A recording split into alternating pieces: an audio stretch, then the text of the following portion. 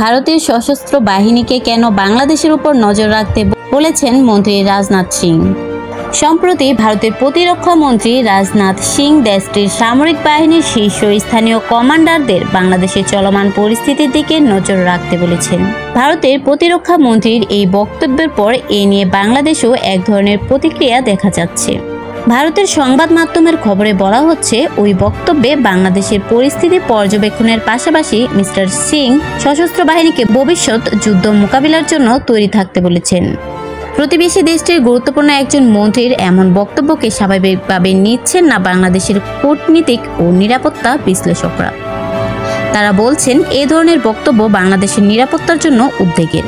বাংলাদেশের institute of peace and security স্টাডিজের সভাপতি ও নিরাপত্তা বিশ্লেষক অবসরপ্রাপ্ত major general ANM Muniruzzaman BBC বাংলাকে বলেন, মিস্টার সিং উচ্চ পর্যায়ের একটি সভা থেকে এই ঘোষণা দিয়েছেন, যে কারণে বাংলাদেশের এটি নিয়ে অবশ্যই উদ্বেগের কারণ রয়েছে। তবে বাংলাদেশের নিরাপত্তা বিশ্লেষকদের মত হচ্ছে, এই ধরনের নির্দেশনা খুব সাধারণ বিষয়। বাংলাদেশে এ নিয়ে চিন্তিত হওয়ার খুব বেশি কারণ নেই। ভারতের South Asia Institute for Defence Studies and অ্যানালাইসিসের research fellow Smruti Pattanaik BCB বাংলাকে বলেন, আমার মনে হয় মিস্টার সিং জেনেটিক টার্মে এই কথাটি বলেছেন।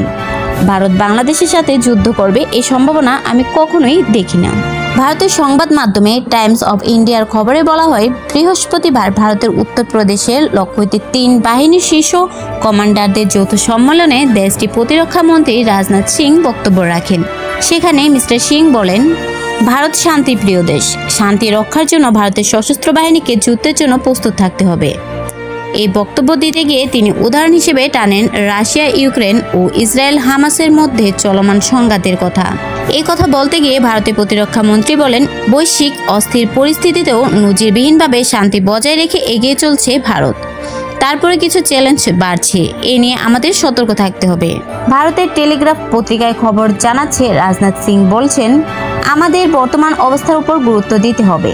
আমাদের চারপাশে কি করছে তার উপর নজর দিতে হবে এবং ভবিষ্যৎ চিন্তা করে তা করতে হবে। এজন্য আমাদের শক্তিশালী ও সুদৃঢ় নিরাপত্তা ঐক্য থাকতে হবে। আমাদের একটি অব্যর্থ প্রতিরোধ শক্তি থাকতে হবে।